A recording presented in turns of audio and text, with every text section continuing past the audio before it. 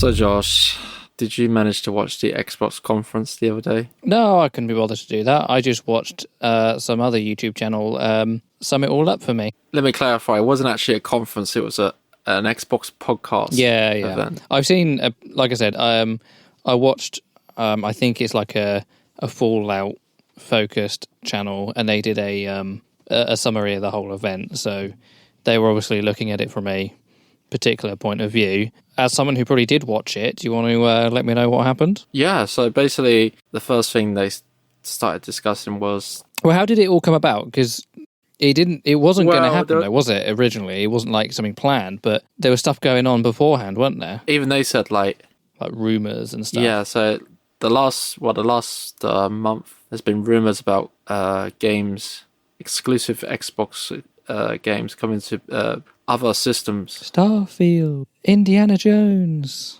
PlayStation, Nintendo. Yeah, Starfield and Indiana Jones is coming to PlayStation. So the internet went in complete crazy mode and was like, oh my god, it's the end for Xbox. It's the end of the world. Oh my god. And yeah, pretty much none of that really happened. There are 4 exclusive games that will be coming to other platforms, to either PlayStation or Nintendo. They didn't name the games, but it's strongly rumored that Sea of Thieves is one of them, and Hi-Fi Rush is one of them as well. Those are the 2 big ones. But that kind of makes sense, because what they were suggesting in this podcast direct is that in order for Xbox to be successful, they need people to actually play their games. And I think they've slowly realized where it's costing a lot of money to make the game and taking up a lot of resources, and then to deliver it to a platform in which you're only going to be releasing it via the Xbox console or the PC or a streaming service. They're not making their money. So they looked at it and thought, okay, we can broaden our player base and release their exclusives to other platforms. People might think, oh, that's just giving up. They've just completely lost this console war. But I don't think there is a console war. When they released the PlayStation 5 and when they released the Xbox Series X, it was quite clear that Microsoft have given up on console wars. They are strictly focused on Game Pass and digital content and trying to get you to subscribe to their services. So yeah, to be honest, I wasn't disappointed. I wasn't overly oh, this is amazing. It's just the way it is. It's the way the company has been heading for the last few years, and it's just a gradual, that's how it's going to be. And I don't know if it's something we've spoken about on the podcast, but it's definitely something that has been quite apparent. I mean, obviously, Xbox is owned by Microsoft, and Microsoft have done, I don't want to say they've done similar things, but if you look at their other products, they are less interested in one-off sales, and they're more interested in how they can get recurring revenue from something. So whether that's free Windows operating system, but it might be ad supported, because I think Windows 11 Home can have ads, and they've had it. I remember Windows Vista Basic, I think that had ads, or the Microsoft Office, I think that came along with it. I think that had ads in it. They do, in the business sector as well. Instead of buying licenses of Windows or licenses of Office, they're really trying to push you to get into Office 365 and Microsoft 365, which are basically Office and Windows as a service, and you pay monthly, annually, whatever per license, as opposed to just buying everything up front, because you get more money in the long term. Even if charging less per year, the theory is you get more for it. So if Game Pass is equivalent to about 3 years of a game console plus a couple of games, then they want to try and push people into getting Game Pass, because they'll get more recurring revenue from that. And at that point, it doesn't matter where they're playing it. I know they're still trying to get the Game Pass streaming app onto the iPhone. Well, no, they said, I have to correct you on that, because they strictly said that Game Pass will always be on Well, they Well, Game Pass can be played on a web browser, and they are putting an app onto the iPhone because they've been fighting Apple about it for the last couple of years, and the rules have just changed in the EU that have made Apple change their rules. So Microsoft will be putting Game Pass as an app on platforms that they don't own. Whether that will come to Switch and PlayStation and Steam OS at a later date, just because they say it now doesn't mean it's not going to change.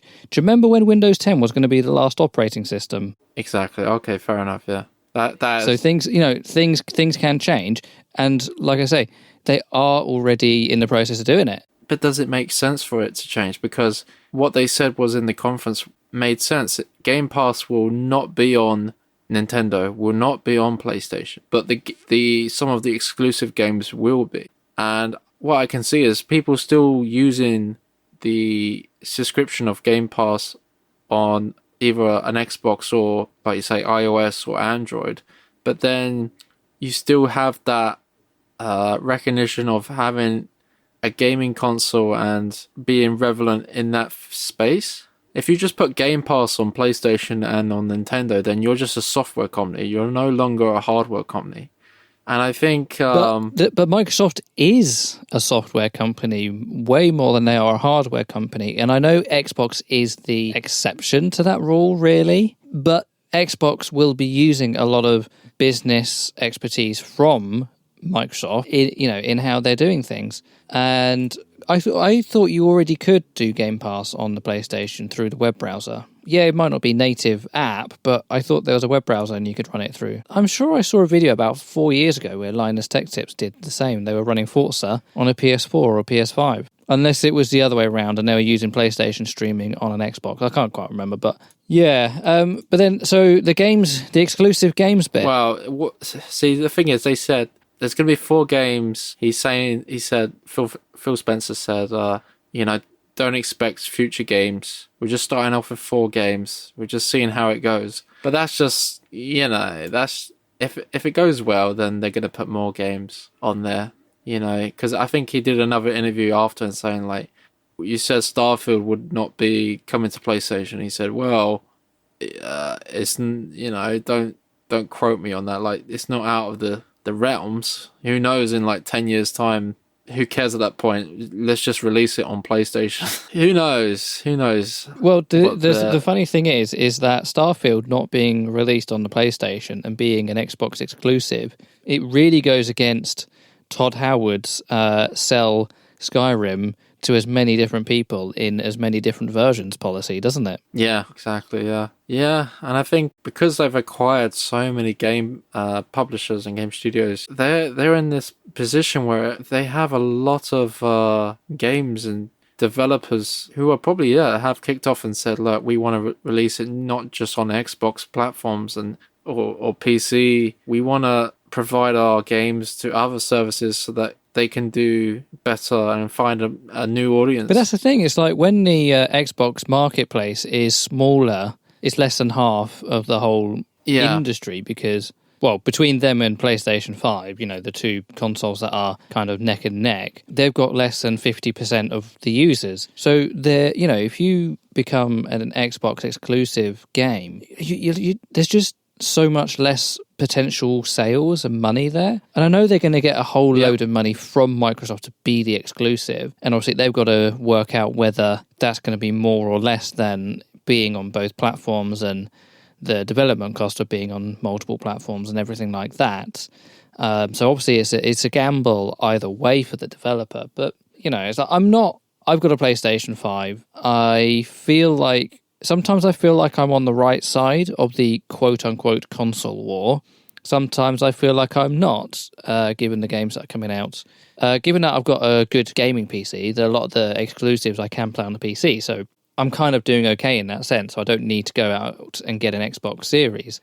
But there's a lot of people who are just single console, they're one or the other, and I don't really understand why game fans are so into the console war and into exclusives. I feel like the only reason people are into exclusive consoles is that they feel like it validates their choosing of their console. And I think that's just it's a silly sort of idea to go around. There's no I'm not going to be all like communist and everything, but there's no reason for Xbox and PlayStation and Nintendo and PC gaming people to be all at loggerheads and shouting at each other like they do all over the internet. It's like, it gains literally nothing. I suppose it's the people that think, I've bought this system and now I feel like I'm at a disadvantage now because all the exclusives are being shared to other platforms.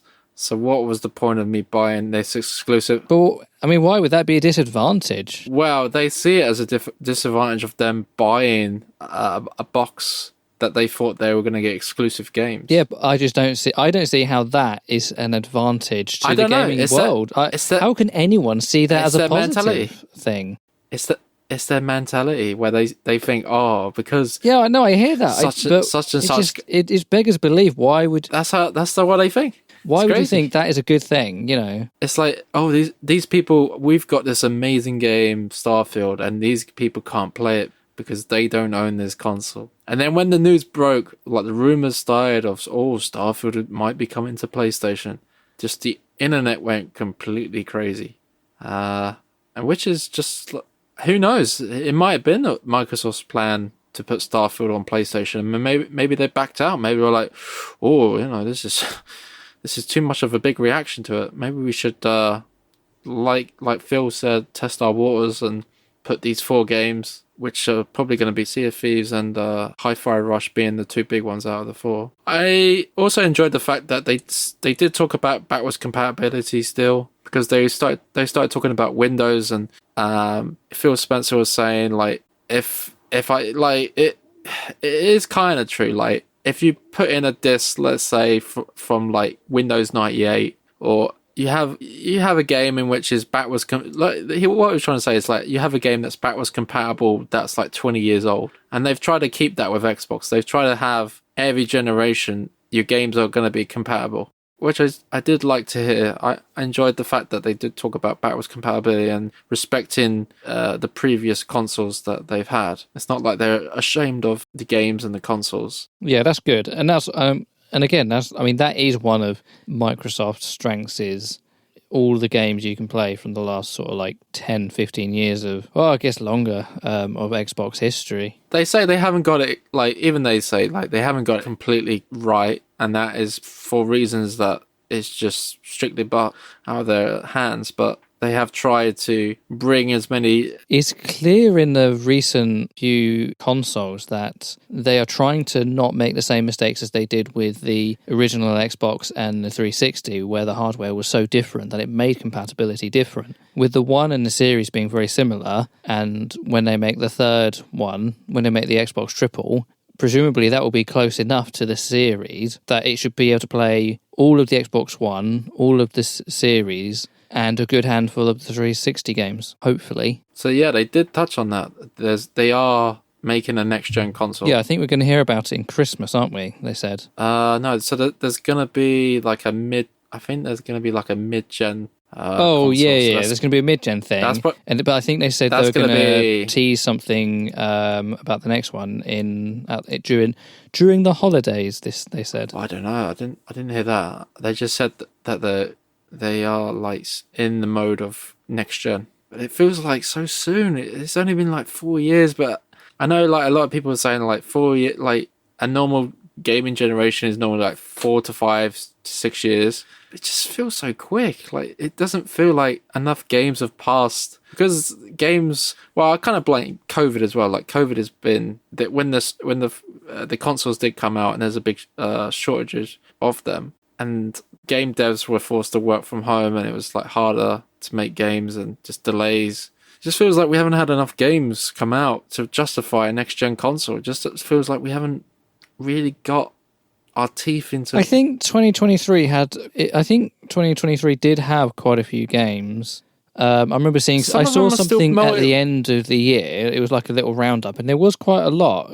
Quite a good amount of bigger games. But I mean, I was talking to Jen like only an hour ago, and there wasn't anything on our radar really that's coming up in the next year. There's a few things that's going to come out like 2025, 2026. And also, I know there is stuff coming out this year, but there wasn't anything on our radar that's coming out. Nothing like Spider-Man, Miles Morales, or GTA 6 or something. I think we come up with like Rise of Ronin, if that's coming out soon, or if it already is out, I'm not sure. But it feels like there's nothing at the moment to kind of look forward to in the near to immediate future. Yeah, which is it's quite surprising why they've started talking about next gen. But the mid-gen console that's going to be coming out is going to be that all-digital console, which I'm not really... It might be more powerful than the Xbox Series X, but an all-digital version, I don't think so. I'm not interested. It's just going to be a Game Pass console. So, yeah, it kind of, like, if that's the future in which they're going on as well, like, if they're going to be ditching physical media, that's another thing. They didn't really talk about physical media. It was all like Game Pass, digital content, digital games. I think it's just the way we're heading, but it's kind of like, if a game costs £70 buy brand new, or I could pay, I don't know how much Game Pass Ultimate is, like 150, 200 quid a year, you would rather do that, wouldn't you, than pay 70 quid. And it's like, it's their day one when the game releases.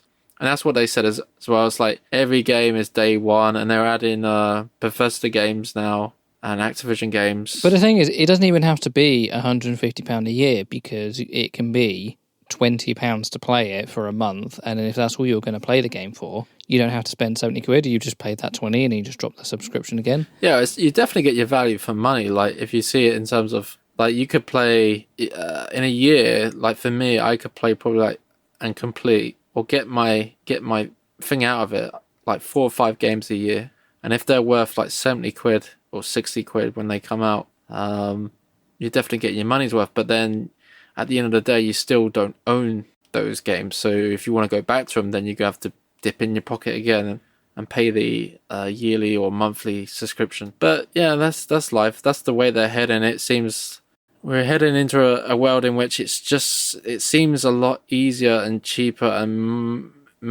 more sensible to buy a subscription like Netflix style Game Pass than it is to pick up the game, especially if you want to play the game day one. You could do what most people do and just, like, and this is what Xbox don't want you to do, is wait a year or two and then wait for the game to get reasonably priced and then pick it up secondhand. But then they don't get any commission for that, which is fair. Like, you know, they want to get the sale, and so does the developers. So it's a win-win for them. The other thing is, it does also allow you to do something. When Starfield came out, I played it day one with Game Pass, and that allowed me to play it for a month. But at the time, I don't have Game Pass at the moment, and I haven't really for a while. Partly because the PlayStation, partly because most of the games I've been playing recently are games I've owned. So I've done Cyberpunk. I can't remember what else I've been playing recently, but they're games that I had owned.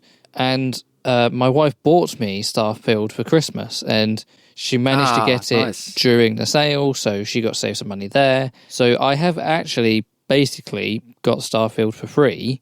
And it's just one of those things. It's like, it all depends on the type of game that you're playing. If it's a game you can kind of play through quite quickly, then getting it on Game Pass can be quite a good thing.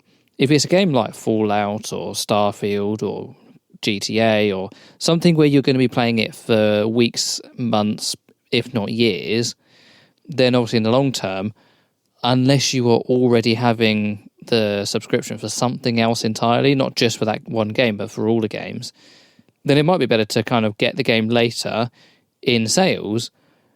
But you do also have the opportunity of paying a lower price and still getting to play it on day one. So you kind of get the best of both worlds in that sense. You can wait for the sales to own the game, but you can use Game Pass to play it on day one, as long as the save game can be copied across. That's the only that's the only sort of like caveat if the Game Pass and the non-Game Pass version are compatible. It should be, and that will be. It's all cloud. It depends on the game, doesn't it? It all depends on the game. Cloud though.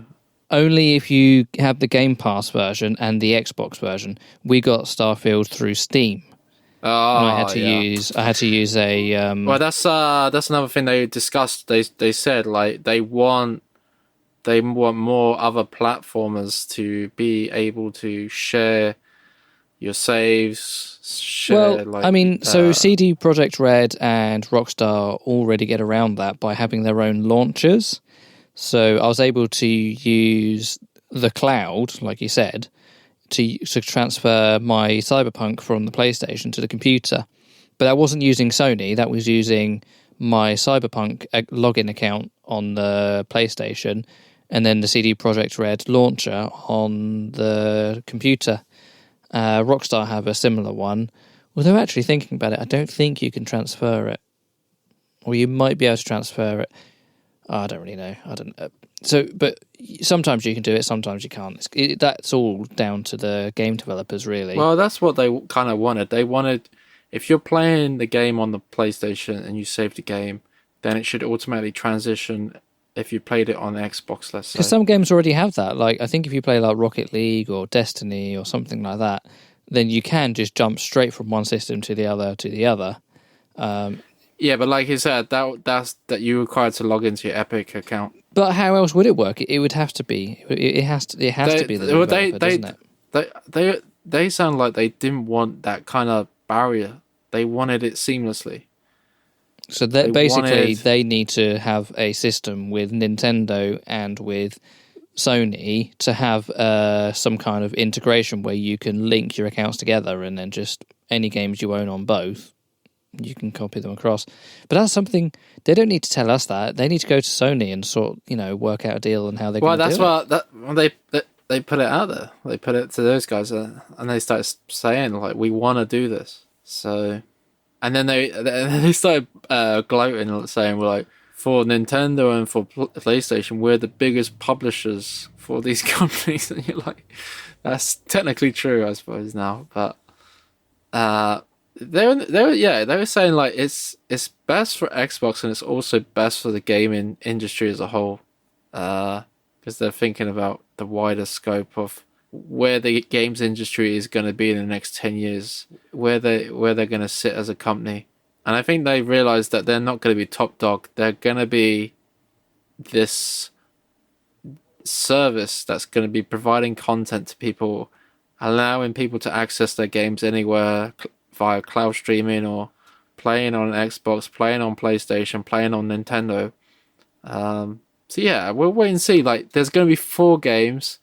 The interesting part that someone brought up was it's heavily rumored that there's going to be a PlayStation Pro. So would that mean that, say, these exclusive games that are moving to PlayStation, would they have to make a PlayStation 5 version for those games? And would it even run better than the Xbox Series X, let's say? You know what I mean? Like, say if you're getting... Okay, I know it's not happening, but let's say Starfield was to move to PlayStation 5. And currently, I think you can play that like 4K 30 on Xbox Series X. But then if it goes to PlayStation 5 Pro and it can do 4K 60 or even 4K 120, then you're like, well, sorry, Phil, why am I picking up an Xbox? Well, I'm sorry, I think I'm going to go and play it where it performs better on the PlayStation console. Sorry. But according to them, that's totally fair. And they're like, yeah, we want you to do that. We want you to just play the game.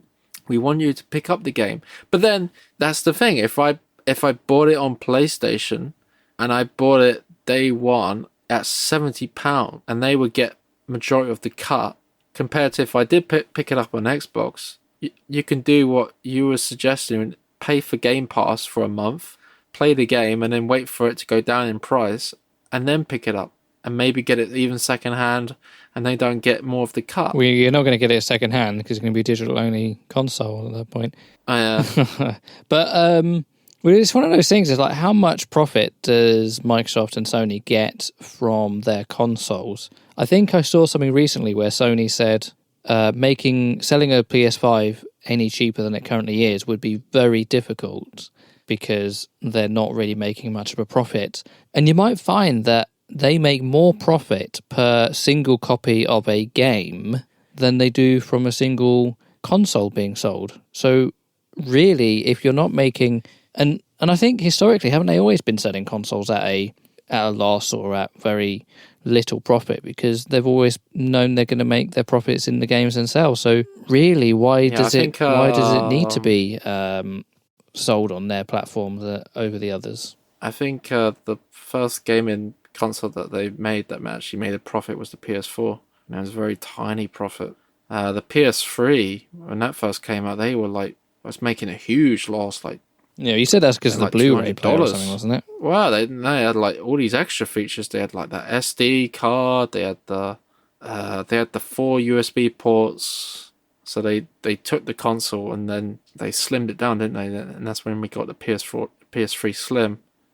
But then they took everything out because it had PS2 hardware inside the first base PS3s, the 60 gig models. So it had physical PS2 hardware that it could emulate rather than doing software emulation, which was better for the emulation, but it was costing them too much money to produce. So they just took that out. They took out the USB ports, the SD card reader in there, because it had a little SD card reader slot for your pictures and videos that you could watch on there, because it was meant to be your ultimate media device. Much like the Xbox One was supposed to be. Yeah, exactly. And I was just about to say, at least this was handled a lot better than that. That was a complete disaster. That's what kind of tanked. This is why Xbox are in this position now, because of this. In 2013, always DRM, always online, and sports TV. Haven't really got over that, and they've kind of been stuck in this position because of it. And also the Kinect. But yeah, I think in general, I wasn't there was nothing in that podcast that I was shocked, and I was like, oh no. It was kind of expected stuff that kind of made sense, and I thought, you know what, the way you're saying is it's good for Xbox, it's good for developers, it's get more players onto these games. So you're not upset that I'll be able to play Starfield in 3 years' time on PlayStation 5? I wouldn't be, no. Like you say, Skyrim has been released on everything. Why can't they put Starfield on everything and make it can you imagine Starfield on the Switch 2? Why not? More sales.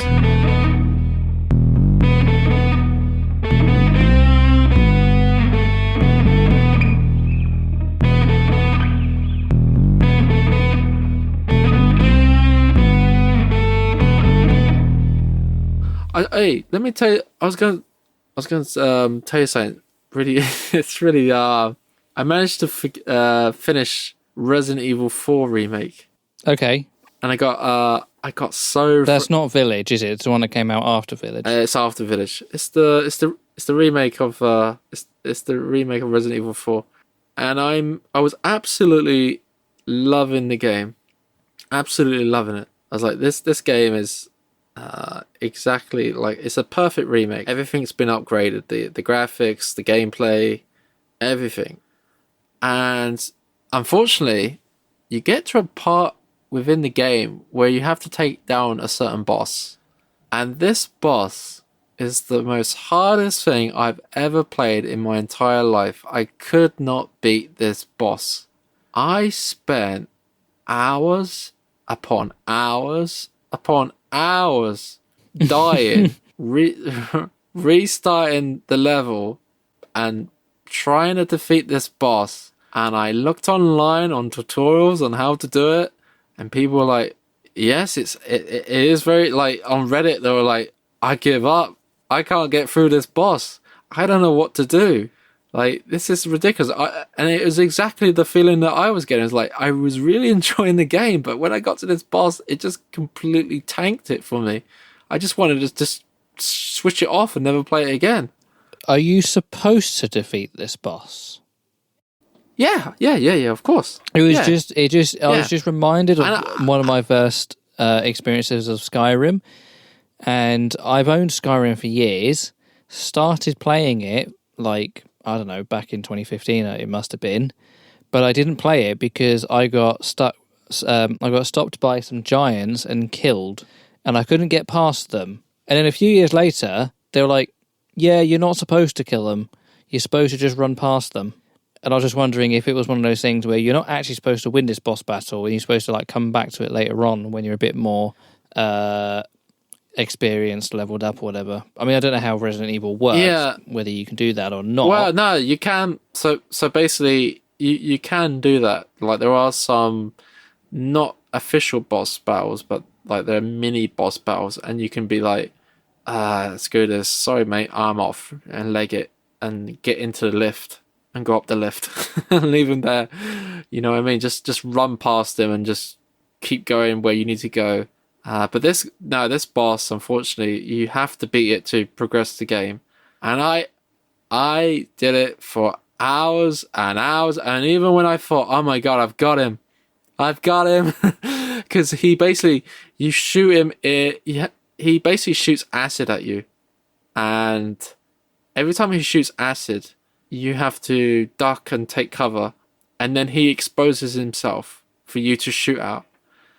So he's shooting acid at me. I'm shooting him, and it's been like one of the runs I did. It was a good like 15-20 minutes of me running around, trying to find health, trying to find ammo, because sometimes they drop ammo and they drop health, and I'm shooting him, and then eventually I was like, I've got him, and then sometimes he exposes himself, and you can like have like a knife get arrested attack. For that. Well, I'm talking about in the game. So basically, you can knife him, and you're like, I've knifed him twice. I've only got like a few more bullets. I'm sure this is gonna take him, and then dead. I'm like, and then you know what? I was just like, there must be a way in which I can change the difficulty of the game itself. Just like change it to easy, and then I can put it back to normal after. So I'm start looking online. I'm like, yeah, it says you can't put it to easy. The only way you can change the difficulty is if you die and die and die and die, and then eventually it will say, do you want like aim assist? And if it gives you that question and you hit yes, it will allow you to, it will aim assist your gun and change the difficulty to easy.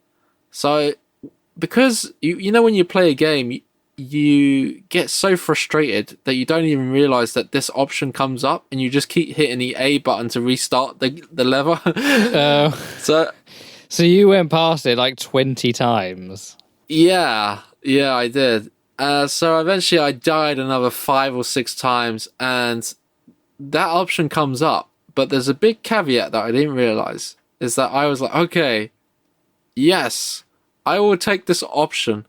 And then once I took the option, it was like piss easy. I took him out in like 2-3 minutes. I was like, oh, this is great. I started looking in the options. I was like, okay, let me turn it off then. Let me try and put it back to normal. And I was like, wait a minute. I can't put it back to normal now. I was just like, So unfortunately, if you press yes and say, yeah, let's do the aim assist, and it puts it to like easy mode, that's it. You can't change it back. The game is now in easy mode. So for the rest of the game, it was just too easy now. The whole game was just like, I had so much ammo, so much health. Could you not reload a save and just go back to before you changed it? No, because what it does is, I suppose, I don't know if it would actually work like that. I think once you hit yes, that's it. Like, even if you save it hard locks it in to your run, and you can't really tell. Like, well, you can. Okay, Tommy, I'm gonna give you a pro tip, and this is quite important. Go on then. Have a backup of your computer. If you have a backup of your computer, then you can restore the previous file. Yeah, you might lose a day's gaming or whatever. But if the option is lose a day's gaming or forever have it in way too easy mode, I think I know which option I would choose. And you can even get backup software that will back up like every hour or something, or every time it's changed or something. So you can be pretty granular about it. And I have actually I've used this in the past to save my bacon. There are some games that will only allow you to have one save game at a time. and I accidentally clicked start new game. And like you said, when you press the button without realizing it, to continue the game, you hit continue and then you hit OK. So dum dum, and off you go. And I think I'd knocked the mouse or I'd knocked the controller, and then I went dun dun, and then suddenly it started a brand new game, and I was like halfway through the story. But because I had this backup system on my computer that was backing up the folder where the save game was, and this is why it's great when you have games that save to the documents folder as opposed to their own folder somewhere else, because the documents folder is usually a default folder to be backed up in a sense. All I had to do was go into my backups, delete the files in my documents area, and then copy like yesterday's files over. And then I was back with all my games and everything. So even if you can't do it within the game itself, sometimes you might be able to rescue it that way. So what did you do then? You just had to play the rest of the game in easy mode? Yeah, it was quite easy. And the thing was, it's like I read afterwards. I was just fascinated to see how many people found this boss battle very hard. And one guy said, "Look, what you should do is like before the boss battle, you can go to a merchant and buy like gear."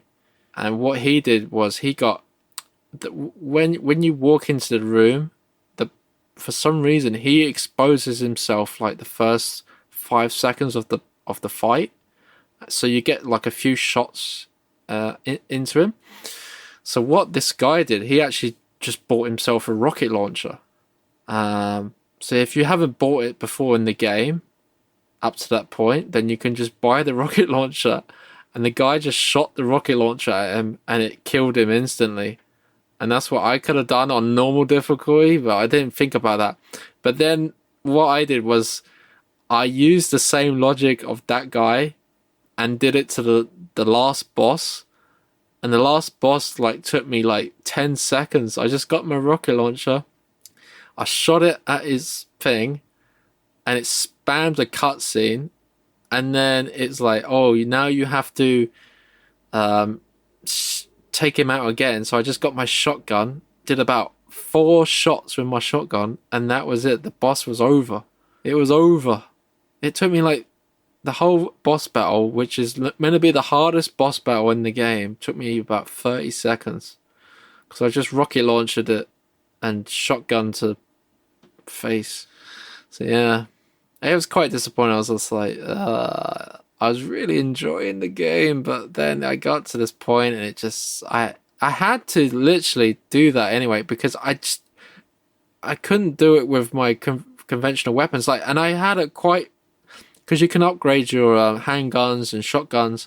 They were pretty much all upgraded. Like, I think it wasn't fully upgraded, but it was pretty much like pretty beefy for where I was in the game. So yeah, I was a bit disappointed with that. I was like, I really wanted to just play it all the way through in normal difficulty. I don't really like changing the difficulty especially like if I'm playing on a console, then I know that's going to affect achievements and trophies. So I try to avoid that. But on PC, I'm just like, well, if I got to do it, I got to do it. Because, like, yeah, I spent like hours. I'm talking hours on this one.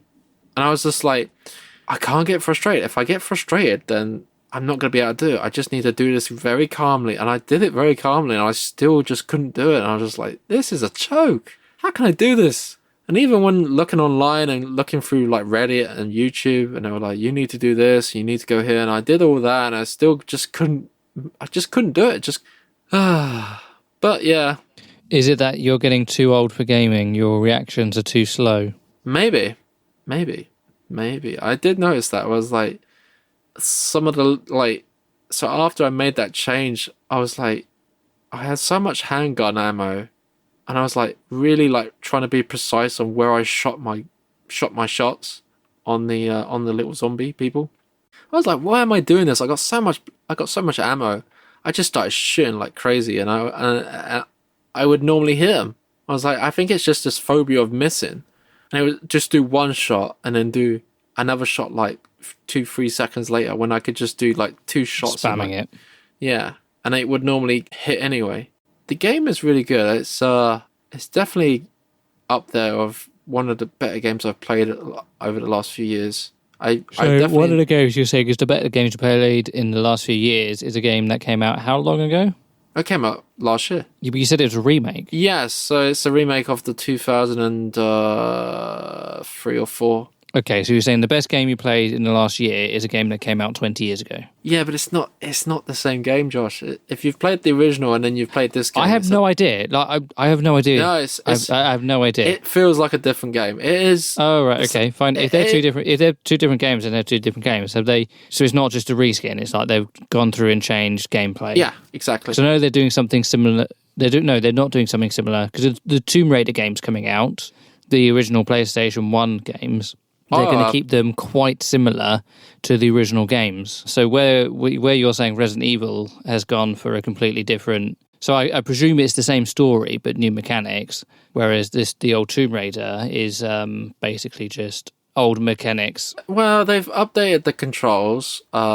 It's still like, I haven't played the original PS1 games in a long time, and I've just used the new controls. And you can toggle like 2 different modes. There's like the original mode, and there's like a more remastered kind of mode. It's kind of like with the PS1. There's like limitations on draw distance and the frame rate, but now it's like a solid 60 frames per second. And I think I was watching like a Digital Foundry video, and they were saying like if it's so I think on Xbox like Series X and PS5 it's 4K 60, and PC is like whatever your resolution of your monitor is and your refresh rate. So if you got a 4K 120, then it will do 4K 120. If it's 1080p, then it will do 1080p. Whatever refresh rate you have, could be 1080p 60 or 120. For Switch, I think it's 1080p 60 docked. 1080p 60 docked and 720p 30 frames 60 frames per second portable. And Steam Deck is like if you have the LCD, it's like 800p 60 frames per second. So I was playing it on the Steam Deck and it didn't look too bad. And they've updated the character models a little bit from the original PS1. I think they've done like some sort of AI upscaling of the cutscenes, and they've touched up on the backgrounds if you're playing in the quality remastered mode. So yeah, I've only played like about 20 minutes, but it looks okay. Yeah, it looks like something interesting. Now I wasn't really used to the controls, and that's with the new controls, something to get used to. But it's not really a remake. That is a remaster where they've gone in and they've touched up the character models, they've touched up the frame rate, the resolution, the depth of field. So yeah, it looks okay. Resident Evil 4, the remake, they've done character models, the lighting, animations. They've changed some of the levels. Some of the levels have been scrapped and some of them have been added in. Different modes have been added in. It's still the same story and the same beats of the original game, and it's so weird as well. It's like I played the original all the way through on the Wii, and I never had that problem with that boss on the Wii. But on the remake, I don't know, they made it really hard. I don't know what it is, but they made it really it was killing me inside.